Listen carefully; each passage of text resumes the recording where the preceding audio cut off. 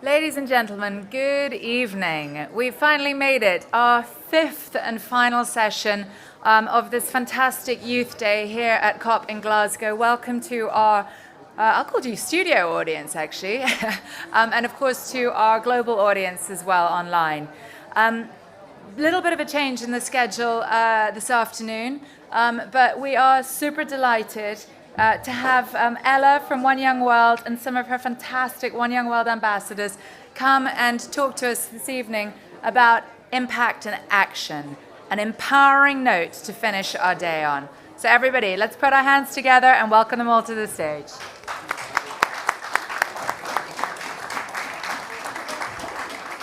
Good evening, everybody. My name is Ella Robertson McKay, and I'm the Managing Director of One Young World. And I'm so thrilled to be here with three incredible One Young World ambassadors. And we're just having an amazing discussion in the green room. And, you know, everyone quite rightly has been noting that so much about COP is blah, blah, rather than go do. And these are people who are actually taking meaningful climate action, and we're here to talk about what they're doing, how they do it, how we can all get involved.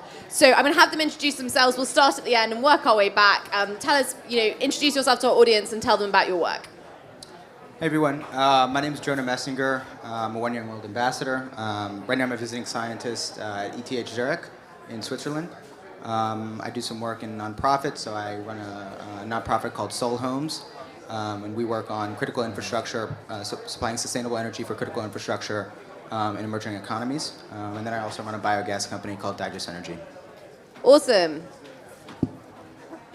All right, good evening. Abidin Olasokwa is my name. I'm from Nigeria. I had my first degree in chemistry, and I had a certification in entrepreneurship essentials at Harvard Business School. I do non-profit consultancy, business consultancy, and environmentalist. I'm more of an advocate and a policy strategist. Thank you. Excited to be here. Yeah. Hi, everyone. My name is Kakisha. I'm from Toronto, Canada. I am a One Young World ambassador. I'm a United Nations human rights champion and founder-president of Green Hope Foundation, which is a global social innovation enterprise that works across 25 countries with over 225,000 people around the world to engage them and empower them to take actions in their own zones of influence. And our lens is education, and particularly education for sustainable development that turns into ground level action.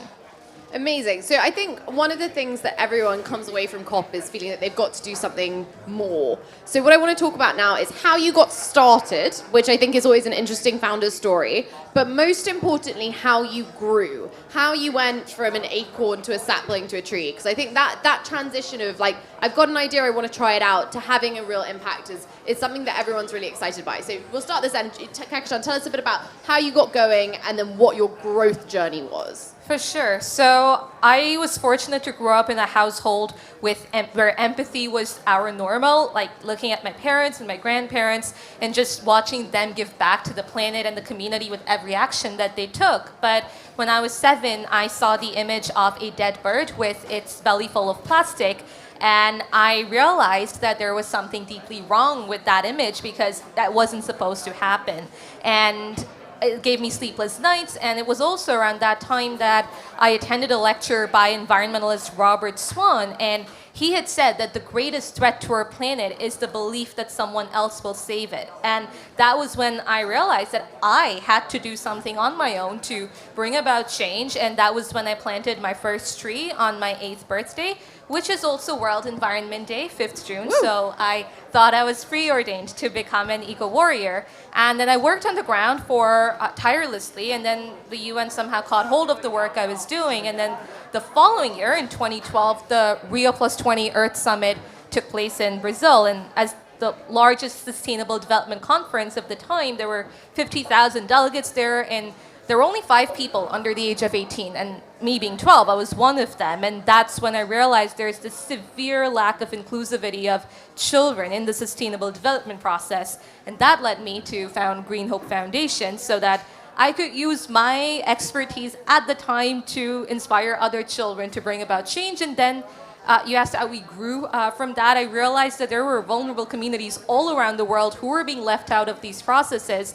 And using the education that I had the privilege of having, I wanted to bring about that change and empower others to bring about change in their own zones of influence too. So that is why we work across literally every aspect of sustainability, from nuclear disarmament to health equality to gender equality to environmental and climate justice.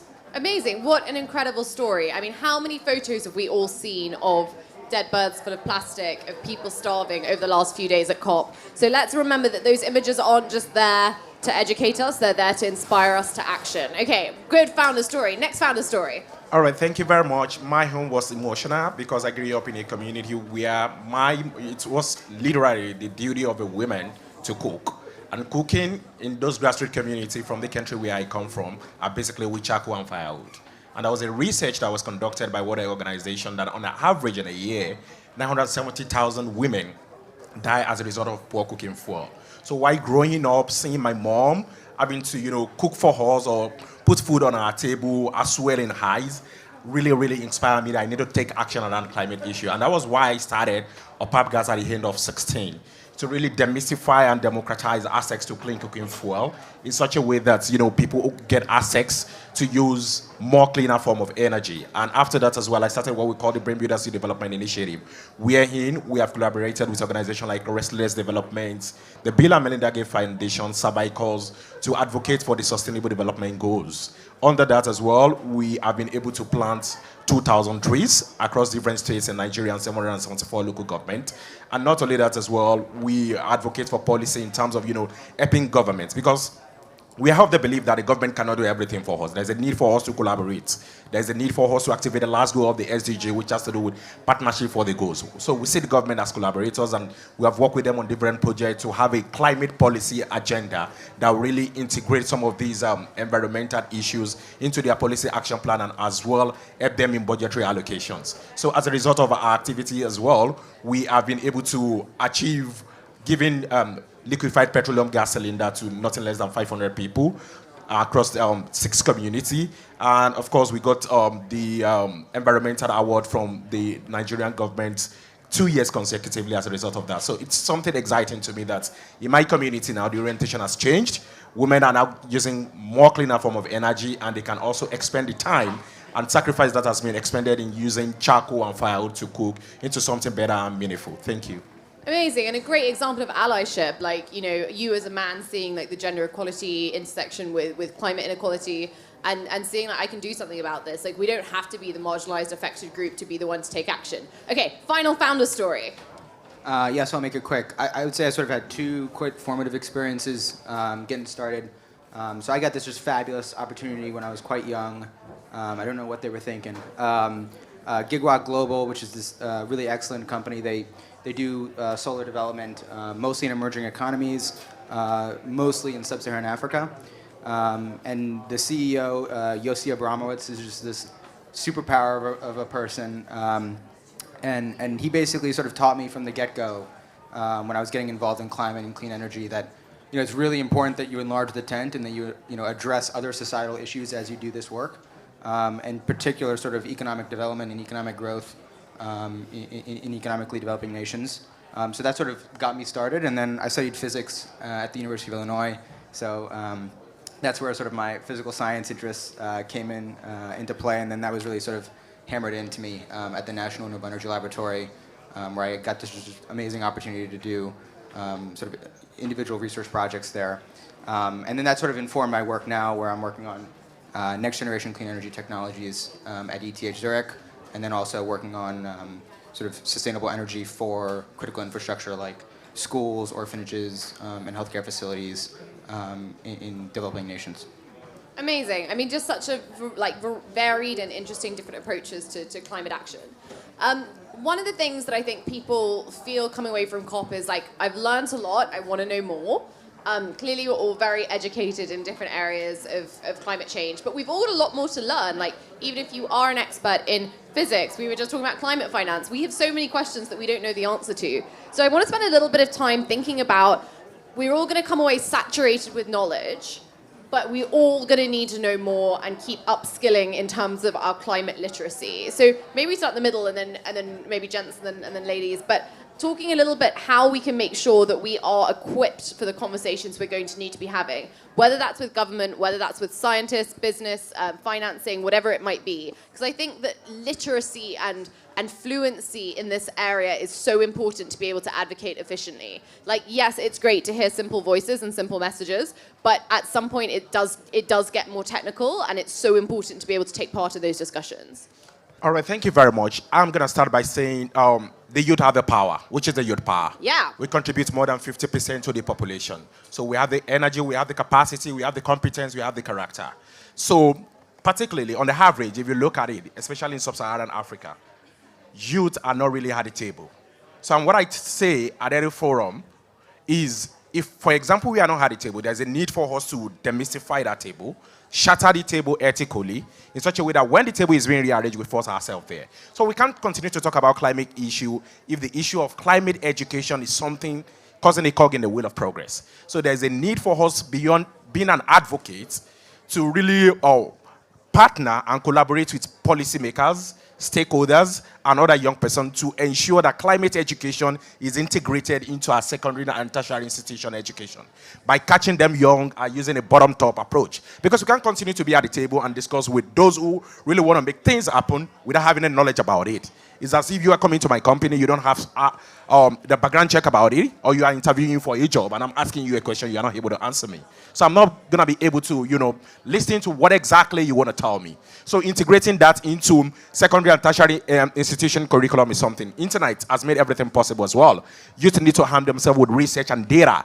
At the core of my contribution at COP since Wednesday has been issue around climate data. If you're telling us by 2060 or by 2040 you want to achieve zero net, how do you want to do that? What's the data available on your desk? How do you track results in terms of monitoring and evaluation? So, and as well, I will also talk about the fact that we need to build on the wings of others in terms of knowledge. Knowledge is continuum. Nobody is monopoly on an island of knowledge. During our conversation hub there, I've learned some things about climate financing as well. So as young people, I learned which questions we need to ask. I learned how little we know. So as young people, I think we should always learn to relearn, learn, and unlearn at every different fora. So that way we'll be able to build on the capacity of the knowledge that we have gotten. And when we get to that table, we'll get to the table with data, research, and concrete things that we will be able to push for our constituency. Thank you. Yeah, I think that's such a great point, like committing ourselves to continuous learning. I personally think there's just no better feeling in the world to go, I didn't know that, I learned a new thing. And I think we have to kind of pat ourselves on the back when we learn new things, because as adults, we're like, so in the society that we're in, being wrong or not having the answer is something that politicians get slammed for all the time. And actually, like, no one knows everything, and it's so much worse when they pretend that they do. Right, so as a scientist who clearly has a vast range of knowledge in one area, that's got to then translate into communications, into advocacy. Tell us about, your advice for upskilling in terms of climate knowledge. Well, I was just going to say, I'll quote a physicist, Neil deGrasse Tyson, who has this great quote, and I'm not going to try and quote it directly because I'd butcher it, but basically, like, are you smart enough to know, so much, or are you smart enough to know that you don't know everything? So I think that's pretty important. I guess I'll just say on the youth participation point, and the need for sort of education to go beyond sort of simple advocacy. I think that's really important. I think oftentimes we sort of, especially in different youth organizations, it's like, oh, why isn't there someone who's youth on that panel or on that council or advisory board or whatever? And it's like, that needs to happen, but that can only happen if like there's actual real expertise and qualifications. I think that's something that One Young World does quite well, actually, sort of catering that. But I do think that's really important, and I do think I love the idea about including that type of education into sort of formalized education. But I'm not sure that we necessarily actually need every single person in youth to be like an expert on climate change or something like that. There are other issues that folks are going to sort of specialize in and then pursue. But for folks who are, it is crucially important for advocates, scientists, et cetera, to sort of really round out their knowledge on climate, clean energy, et cetera, or healthcare, whatever your issue is. And for that, I think it's going to be a self-education paradigm as opposed to a formalized education. And so, maybe that looks like sort of catering for ourselves, right? Like sort of creating, aggregate knowledge, whether that be like sort of sharing podcasts or like passing a book along. I mean, like I think I've added like 4 books or something like that to my reading list just from this conference. You had mentioned something. Oh, right, communications. So like we hear a lot about sort of scientific communication, right? Whether that's climate communication, clean energy communication, clean energy science communication. And there are people who specialize in that, and I think that's really important. It's also really important for the people who are the experts to learn how to communicate. It's not enough to sort of just pass along the report and say, like every time you read, like a news report about something, and it's like the scientists say. It's like that's usually the case that reporter just didn't know how to read the full paper or understand it, and it's like actually the responsibility of the person that wrote the paper to make sure that someone doesn't just put a one-liner that the scientists say this. It's like, no, like let's get specific. What did they actually say? And that's kind of on the scientists, in my view. That's the scientist's responsibility to sort of lead that communication effort and get better at it if they need to. Yeah. I think that's just such a great point. Like, it's if you feel, okay, my job is to write the paper, fine. What are you then doing to make sure that that paper lives on and doesn't just end up in a drawer somewhere? And I think that can apply to whether it's a recycling campaign. Like, sure, your duty might end at this point, but how are you taking it to the next level? And I think that's kind of what this COP really asks us all to contemplate. Kakisha, I mean, education is obviously your area of expertise. How can we really make sure that we are going from we need action on climate change to we need this specific action and creating that wider fluency in society? Yeah, I think that understanding that climate change, addressing climate change requires us to move away from the silos-based approach is really, really important, and actually recognize that climate change is an intersectional issue. I think that will really enable us to understand where we need the concrete actions and what needs to be done to address the unique challenges everywhere. If we take climate and gender, for instance, I mean, as my fellow panelists have talked about that, like we see that firsthand on the ground why feminist climate justice is so important, and that is so different from what, just talking about certain numbers that often don't take into account women and girls because of the gender data gap. So there's that kind of discommunication there's a missing communication that's there. So I think that kind of intersectionality is really, really important. And once we're able to move towards that, we will be able to better address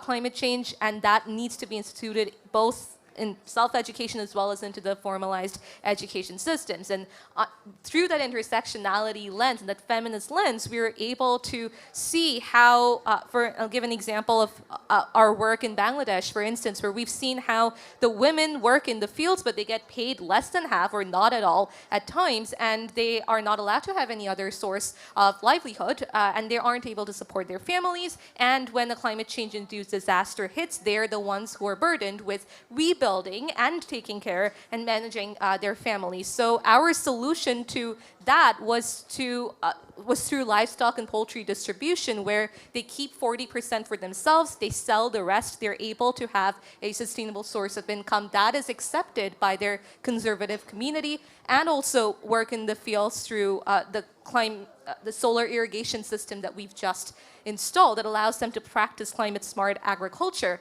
And using the sustainable income that they have there, they're able to send their daughters to school to get the climate resilience education that they need. So it's really this really big layered process. It's not just this one-size-fits-all solution. So we really need to move away from that and towards the unique, addressing the unique challenges on the ground. And I think that's such a great example of like one community where there were numerous complicated elements.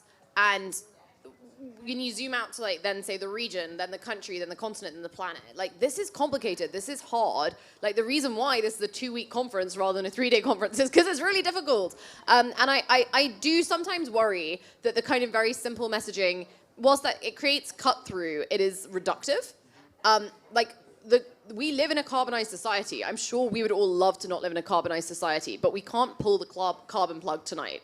If we could, I think the politicians probably would if they could, but they literally can't. So I think like just kind of holding that tension of I wish it was simpler, but it's not, and what we need to deliver is complex is so, so, so important. Because when we rush for the simple, we reduce things beyond their component parts. I really liked what you said about reading list podcasts. So before we go to our audience, and I know we've got questions coming in online as well through the fantastic Extreme live stream, what are your podcast, movie, book recommendations that are now on your reading lists or listening lists as a result of coming to COP that you would like to share with our audience? Or maybe something you've read or listened to, watched recently that you just feel like, I wish everyone would watch this because it's amazing. So, Kakisha, do you want to go first? And I'll go down the line. Well, Green Hill Foundation has a peace song that is that was composed by our team, and I guess I'd Shout out about for that. Yes, Okay, good one. that is and then in my terms one. of a book or like an educational podcast piece, something like that. There's this very good paper by environmentalist David Ward that's titled "All Education is Environmental Education," and he talks there about how the environment and environmental literacy needs to be put into economics, thermodynamics, politics, and really about that intersectional issue. So I guess that is my recommendation for Good that. one. Okay. Yeah, a TED Talk on No Environment Without Us. That's about 6-minute TED Talk. And of course, I will recommend that we read research papers. That's what I do. I have academic partners, so anytime they write papers on climate change or on environment or carbon or degradation, so I get access to it and I read it. That's it. Okay, so this is actually a bit of a hot topic for me right now because I grew up on the Energy Gang podcast, which is a fantastic podcast. Everyone should listen to it. But they were bought by Wood Mackenzie, an oil and gas research firm, and everything was going well for 2 years, and then they basically just canceled and pushed out the amazing co-hosts, Catherine Hamilton and Stephen Lacey. So I was like this close to like trying to lead a COP26 like protest against like Wood Mackenzie. Save the podcast. I was told not to do that. But you know whatever, we might still do it. But they actually just restarted a new podcast. I was looking up on my phone. Literally, I think it was today, called Carbon Copy Podcast. Which shout out to Rocky Mountain Institute and Canary Media for sort of picking up that thread. And then a book, I'll go with my former boss, Varun Sivaram's book, Taming the Sun. I think it's a really good and also hopefully accessible book that really touches on a variety of topics in the clean energy space and doesn't shy away from the technical stuff, but makes it quite accessible, I think. I think does a really good job on that. For me, I'm really passionate about in working with Indigenous communities, and at One Young World, that's like our strategic priority at the moment, or for the next several years. And you know, we know, and we talk about at COP a lot, like 80% of biodiversity is in the hands of Indigenous communities. We need to unlock this knowledge. And I listened to a podcast on the way up called This Land about the systemic, legal, racist abuse of Native American communities in the United States, and like. These communities aren't just not able to like unlock their knowledge because it's locked away. So it like the efforts that like businesses and states have gone to oppress these communities. Like I think we always think that like, you know, the arc may bend, but it bends towards progress. Like some of these communities, like things after the Civil War, things got worse. Like I really was kind of horrified to really dig into it. So a really, really good podcast to again points to the intersectional complexity of these communities and like what we all need to do from an allyship perspective to stop the kind of ruthless onslaught against these communities that we all really need to protect for the sake of the planet. And to your point, right? Like someone actually has to bend the arc, right? Yeah, Someone actually has to do that. Yeah. And like I mean. As an example, just because I found this super horrific, and I know you're not all going to listen to the podcast. There's a piece of legislation in the United States called the Indian Child Welfare Act, which is designed to ensure that if children from Native American communities get put up for adoption, they're adopted by people within their tribe above people outside their tribe. The onslaught against this act from companies funded by big oil, big energy, and big casinos is like there's been more things brought against that act than the Affordable Care Act. Why? Because if they can prove that that act is racist, then they can prove that all reservation protection is racially based and undermine all Native American protections that currently exist within the Constitution. I mean, they're literally like targeting children in order to like reduce environmental protections. So that's something that's like alive today. It's not something that happened 50 years ago or even 10 years ago. And anyway, I really recommend this podcast, This Land. I was super humbled by it, and it really showed me that like environment's not the only issue, right? We have to address all of these issues and keep on relentlessly targeting them. So anyway, that's my little learning for the week. And I really, really want to hear your guys' questions. And also, if there's something you've learned at COP and there's something you want to share, like this is a great time to have those conversations. We have a fantastic lady with a microphone, so please put up your hands and we will come to you for your questions. Gentleman at the back. Tell us what's your name, where you come from, and what your question is. Hello, thank you, panelists. I'm Stuart. I come from the southeast. We're up here from the University of Winchester as sort of like a little delegate. I've got a question about the siloing sort of efforts and stuff. You say, we need to move away from siloing. Isn't there somewhat of a benefit to have what I would class as like an advanced silo? So a place where people can go for a base of knowledge where they can go to trust and say, okay, all the organizations based in this are going to be good. Let's channel people to this and they can go off to their respective things. Otherwise, you just have a massive plethora of people and everyone's good, but you don't really know who to go to. But if you can go into it as an advanced silo and say, hey, these are the different kinds of organizations I want to tap into energy, I'm going to go to this firm, and know that's a reliable route rather than having just every energy company in front of you and going, I don't know. I mean, what's your thoughts about that? Yeah, great question. Anyone want to come in on kind of verifiable, trusted information? And also, I think this idea of breadth and depth of knowledge is really important. Like, we can't all be experts in everything, but kakisha, do you want to give it a go? Yeah. I mean, it's important to have a focus area. That's really important. But like when I talk about moving away from a silos-based approach, it's just so that we don't adopt a one-size-fits-all policy when addressing the challenges, and that is really, really important. Of course, like a clean energy company is going to have its focus area as SDG 7 or clean energy, but like addressing the unique challenges of where it is located, that needs to be taken into account as well, and not just something that is told to it from another part of the world. And that's when people will be able to see that, okay, this is it's on energy, and this also relates to my area of expertise, which I guess might be on racial equality, and then you work to address that. So yeah, focus is important, but not moving away from the one-size-fits-all policy is what's most important. So it's not this Western hegemonic way of addressing the challenges. I'll just make one quick comment about like sort of expertise versus breadth and whatnot. It's really about connecting the silos, right? So you're gonna be an expert in, hydropower, or you'll be an expert in electrochemistry, or you'll be an expert in sort of, advocacy for indigenous communities.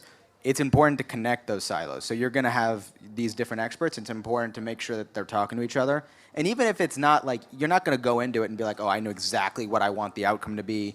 I know where like the synergy is going to be, and maybe you don't find the synergy the first time you do it, but like you'd be surprised, like when you connect those silos, you tend to find some interesting things. And I think to your point about like quality of knowledge, like I think it's on all of us to like do our best to fact check the facts and just make sure that the information that we are sharing is correct. Like I think that's like the most individual responsibility you can take, is just to not be the person who spreads fake news. I think I agree with you on that, and I want to talk about the localization of knowledge as well. Yeah. For example, what works in the US might not work in Nigeria. So why not do background check on the kind of papers, on the kind of publication that is peculiar to your own area of interest, so that a person in the UK is not retelling your story in Nigeria in the right way. So there's a need for localization of knowledge or domestication of it.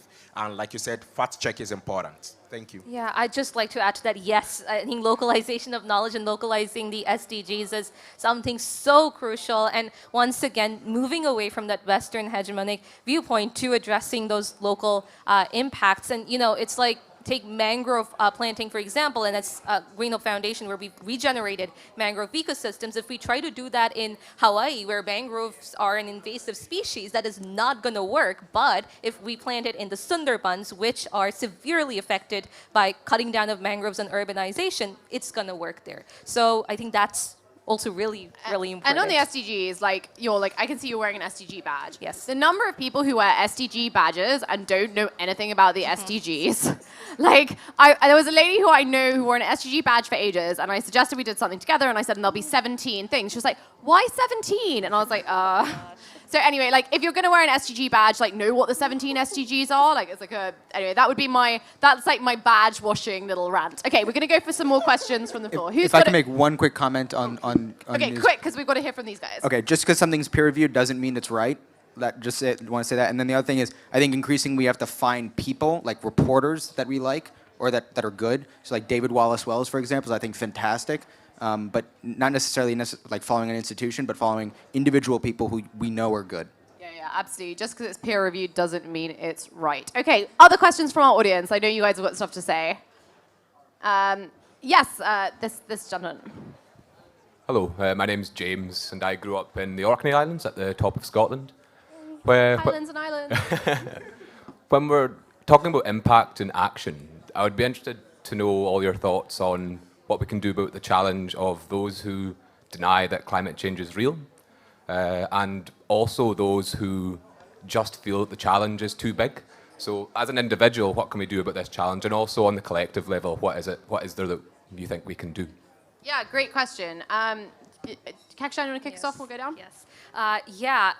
The first part of the question, what we've seen works best with climate skeptics is not just throwing the numbers and the data at them, but actually using that human connection and saying that there's this human impact, that people around the world are getting affected and dying from climate change and these disasters. And I think that kind of brings out that emotion in them instead of just this cold numbers-based approach, which is extremely important, but it has to be paired with the human impact as well so that they're able to connect with it. And I was speaking at a panel earlier with One Young World, and someone asked a similar question, but yeah, about the individual impact. I spoke about how our advocacy for climate change, like for climate justice, is like an oak tree, because you plant the tree, you plant the seed, it's gonna take years to grow, but the future generations are gonna reap the benefits. So it's kind of, our advocacy is kind of like that. So yes, it's a huge, complicated issue, but our small actions at every sector, civil society, private sector, government, are gonna help, and localizing those challenges, localizing the solutions really, really help. Awesome. If I could just ask everyone at the top, I know that we're all keen to get to the bar, but just if we could just try and keep it down a little bit, I'd be very grateful. Thank you very much. Because I want to hear what you've got to say on this very important question. Thank you very much. Building on what she has said as well, I will start by saying, act local and go global with it.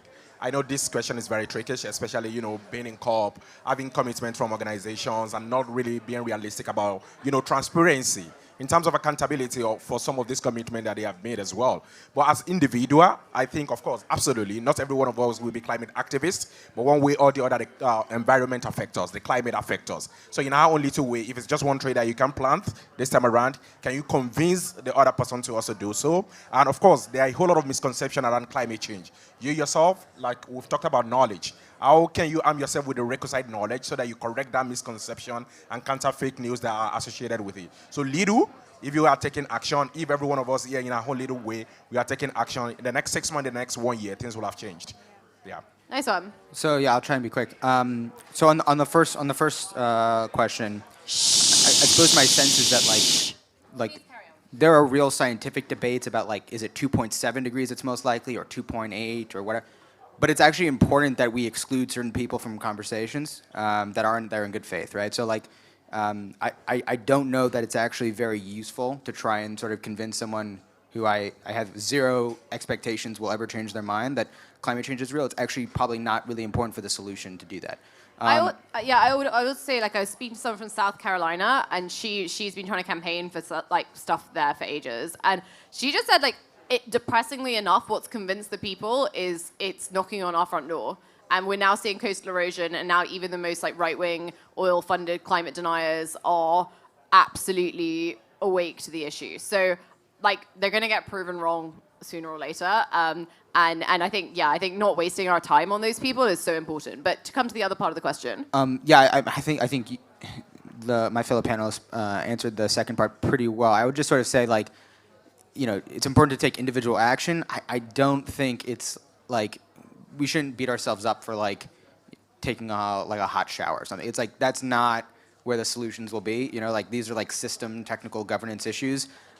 So like individual actions in terms of like initiatives and whatnot can have outsized impacts. I don't think it's useful to sort of beat up ourselves and like about like, I had a piece of meat yesterday. It's like, that's not like the end all be all. It's not actually like, that's not where the solutions are going to come from. The solutions are going to come from like initiatives that have outsized impact.